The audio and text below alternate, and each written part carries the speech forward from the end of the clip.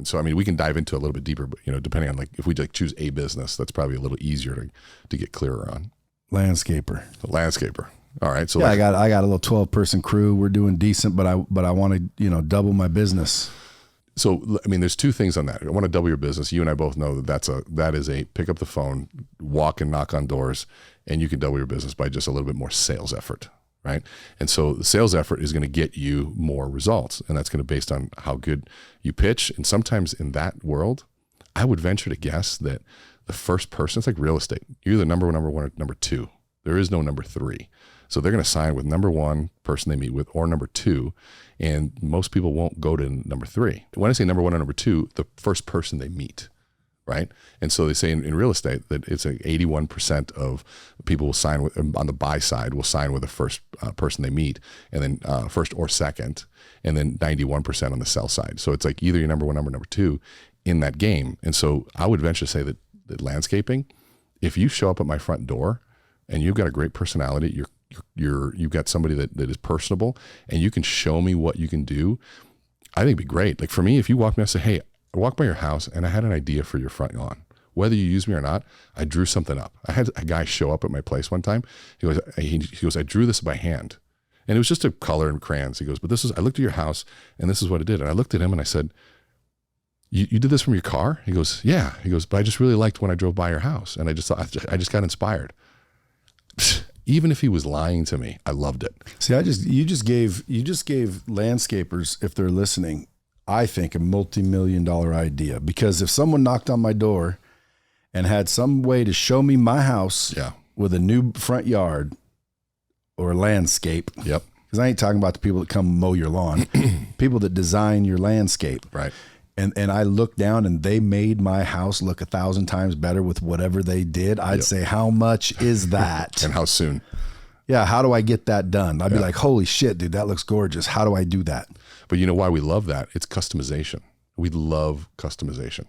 Things that we don't like cookie cutter. We don't like things that we're part of like everybody got the same thing. There's a one sheet of paper, but if I can come by to you, if I'm selling a high ticket item with enough of a margin, I can go by and say, you know what? I was inspired by your house.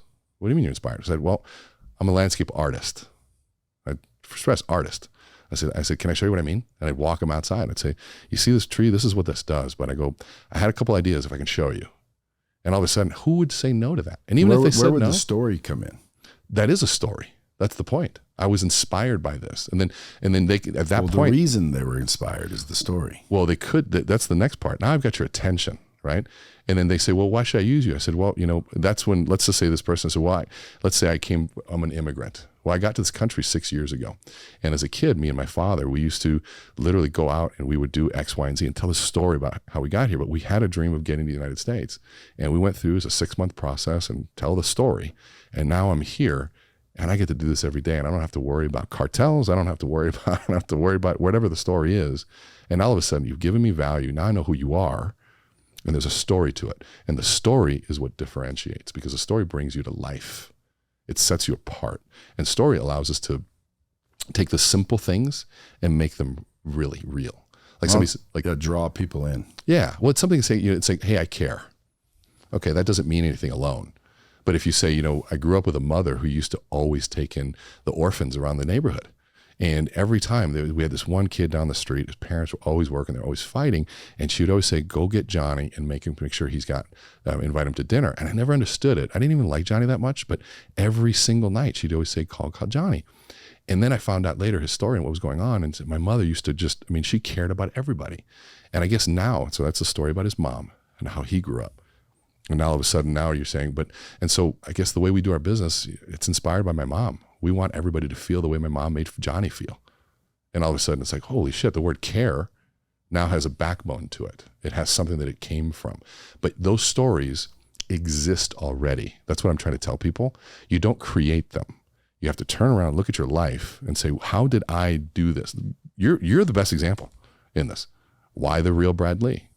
That whole story that we talked about that day that you gave the keynote today on, it's perfect because it's yours. I couldn't tell that story. It's not mine.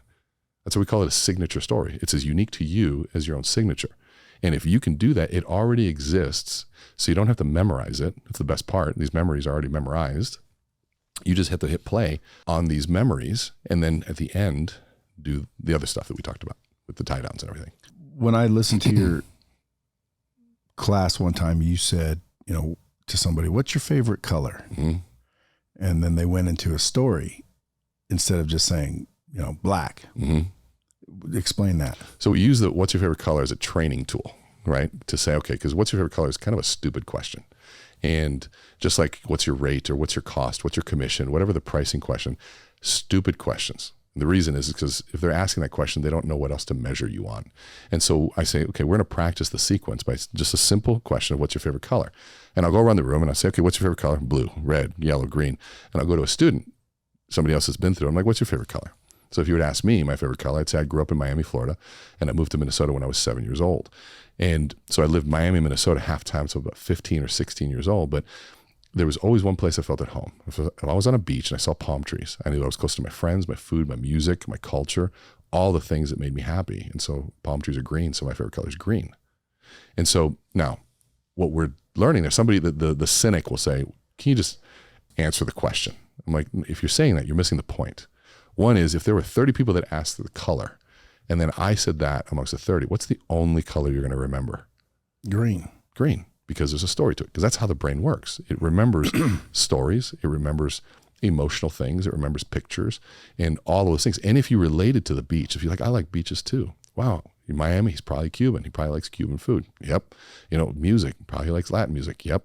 So all those things, if you relate to any of them, now we're connecting. But here's the cool part. I didn't have to wait for a good question to give a good answer. I took a stupid question and gave a rich answer. And too many people wait for good questions to come to give rich answers. You know what that was? Well, here's the bomb, is what we need to do. I decide what the bomb is. What we need to do is start giving rich answers with stupid questions.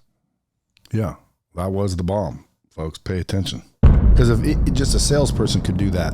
Just a salesperson. Yeah. 100%. When I say just a salesperson, doesn't have to be a big CEO, doesn't have to be a big business owner. No. It could be just an individual that works somewhere selling shit that understands what you just said. They would sell more shit. They would connect with more people. They'd get more referrals. They'd make more commissions. They would have better customer satisfaction surveys. They would get more referrals. Everything would amplify, no pun intended. I think it's a great pun. It's a great pun. Yes.